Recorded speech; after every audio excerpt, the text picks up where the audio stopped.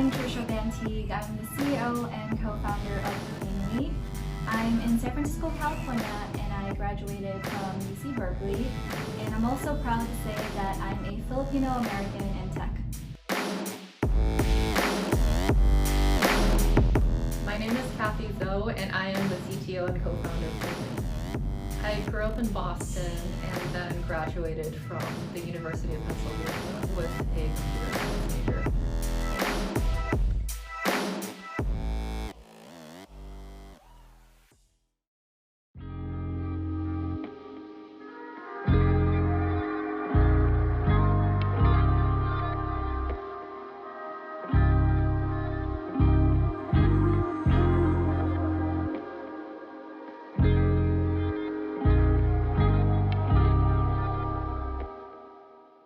I was actually born in the Philippines, and at the age of 10, I immigrated to the US, specifically the city of Las Vegas, Nevada.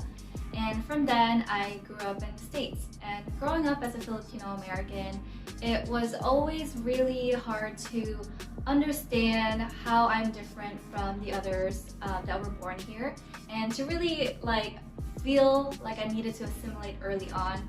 But later, throughout my teenage years, I slowly started to realize that I should be proud of my heritage.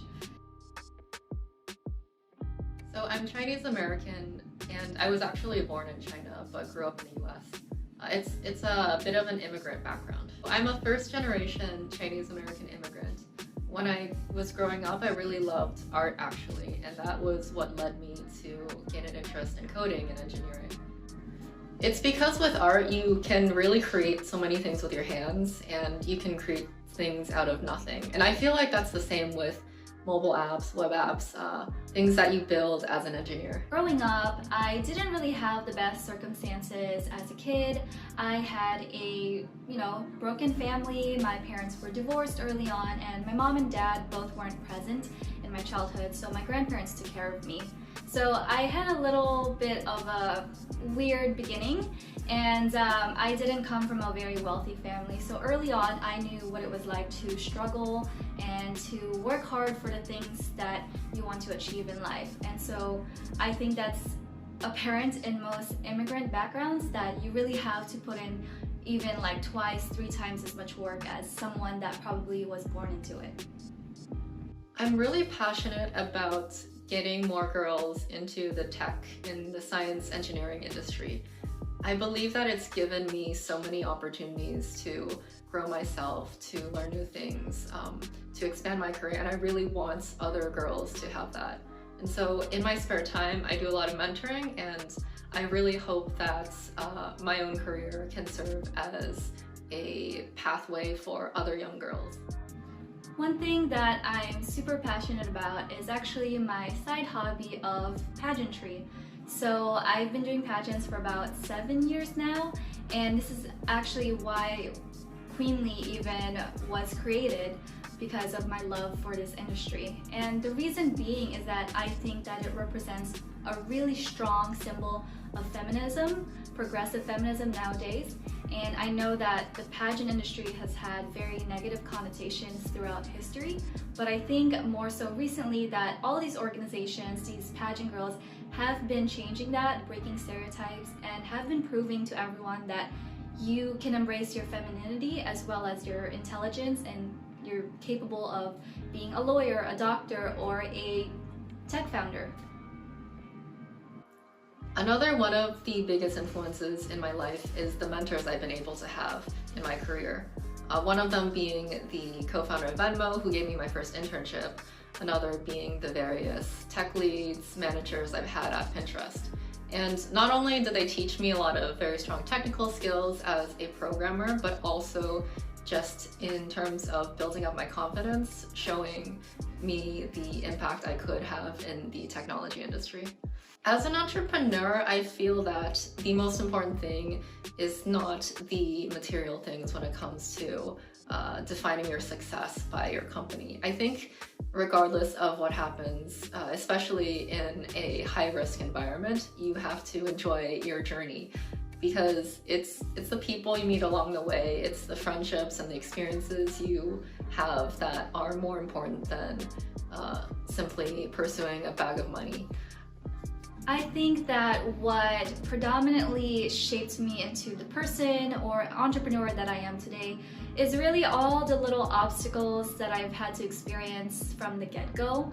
And I think it definitely made my skin a lot tougher and made me more resilient to things that I experience nowadays with Queenly. Entrepreneurship isn't exactly easy, or the path isn't necessarily shown to you. So you're gonna want to give up probably hundreds of times throughout this journey.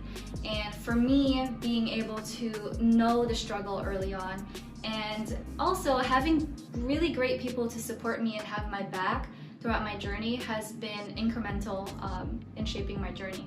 I think that because when you're a startup founder, there's such a high risk of failure that it's hard to really value the material success or the potential financial reward at the end of the road. For me, it is mostly about the learning and the experiences along the way. I think regardless of what happens with Queenly, knock on wood, is that I'll still be able to cherish those moments of us, learning how to pitch to investors, learning all these different intricacies of building a business, those late nights, those times trying to figure out how to ship a dress correctly, or all these little moments are, I think, the most important thing that people trying to go into entrepreneurship should value. Advice that I have for entrepreneurs or people that want to go into entrepreneurship is that, one, really go into it with a passion in mind, that you're solving a real problem in the world, that you're going to help people, not just for shallow reasons of making it big or just making a lot of money. Two, really find a co-founder or a business partner that you're truly compatible with. It makes the journey a lot better, a lot more worthwhile, and you're just gonna solve problems a lot better, quicker. Three, I think that really never let anyone tell you that your business is not worth it, that your market does not exist, or just tell you no, because if you have a gut feeling about your business, really go for it. And the worst that can happen is you fail, you try again, and that's just how entrepreneurship is. But really, don't let anyone tell you no. I think that I try to, when I mentor young girls going into tech, I really want to be that sort of mentor that I wish I had growing up, in terms of understanding the difficulties of being a woman in this industry, as well as understanding how to navigate navigate that space of that identity, but also trying to succeed in a world where you're underrepresented. I really try to spend as much time as possible mentoring young people in this space. Aside from the simple skills and networking opportunities to give them, I think it's really important to have that sort of advocate for a lot of young people, someone to tell them that they can aspire to more than they think.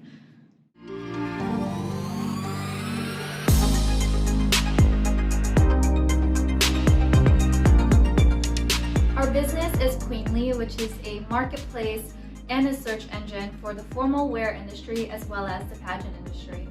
Our app is available on iPhones, Androids, and on the web. We're looking to bring artificial intelligence and machine learning, all this high-tech stuff, to every girl's phone so they can find their perfect dream dress. What's unique about our industry is that this has been existing for decades in the US, but has been pretty much very traditional and backward focused because they haven't been innovated in a long time. So we wanted to help out because we have the perfect intersection from pageants as well as tech. How Queenly started actually stems out from my personal experience from the pageant industry. So I've been competing in pageants since 2013, and time again, I just kept seeing the same pain point that every girl had, which is finding the perfect evening gown for the competition. And for me, I didn't really have a lot of money to spend on these pageants, so I had a lot of trouble finding that dress. If you had a lot of money, sure, you can pay $5,000 for a couture gown and your problem is solved. But that's not the same for a lot of girls. So back in 2018, I just had this idea inside of me that I'm like, there has to be a better way. And so I started seeing all these Facebook groups of people pretty much transacting, buying and selling gowns that are hundreds if not thousands of dollars. And so I was like, wow, this is this is pretty rampant. But like, this is very manual and it's not safe. People get scammed easily. And so I actually went up to Kathy when she was working at Pinterest, and I told her, hey Kathy, like, I want to build something. And so that's how I first pulled her into it.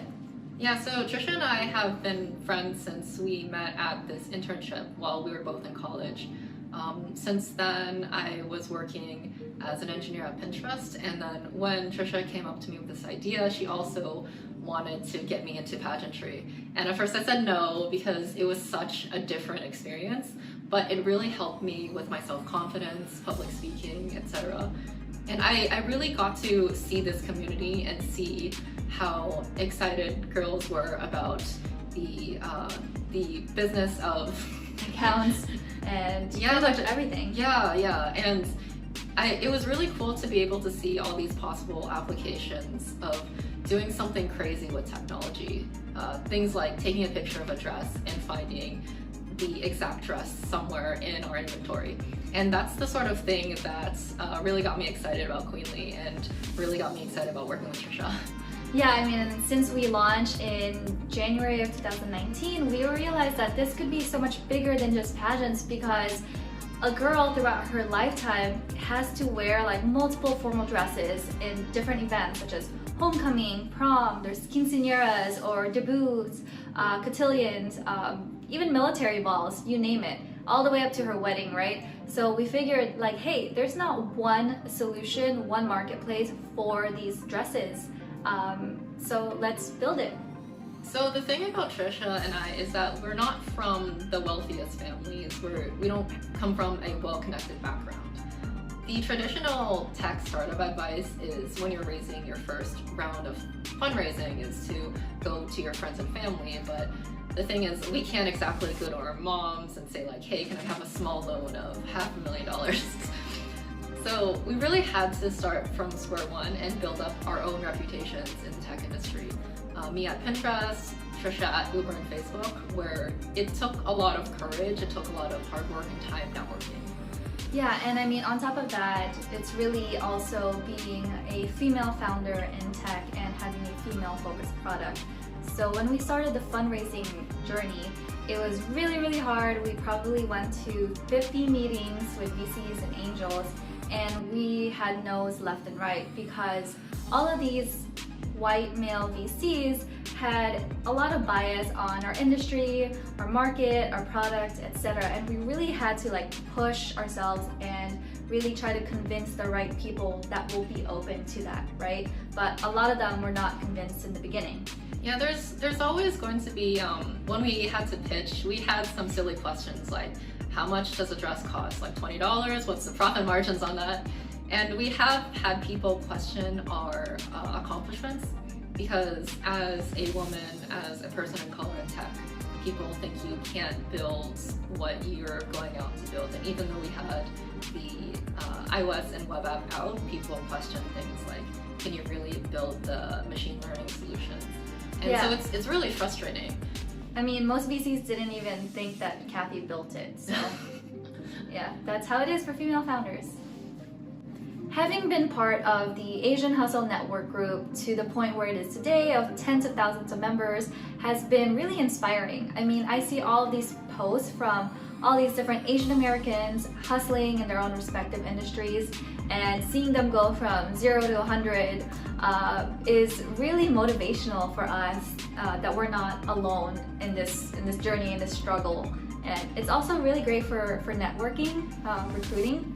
Yeah, there's a lot of really great talent in this group, and this has helped us find our first contract work for UX designers, and we're really hoping that we can also continuously use this group to hire our first engineers, start our first office, all the good stuff. Yeah, all the talent in there. So thank you so much, AHN, for everything. I mean, thank you. Thank you for letting us be part of it.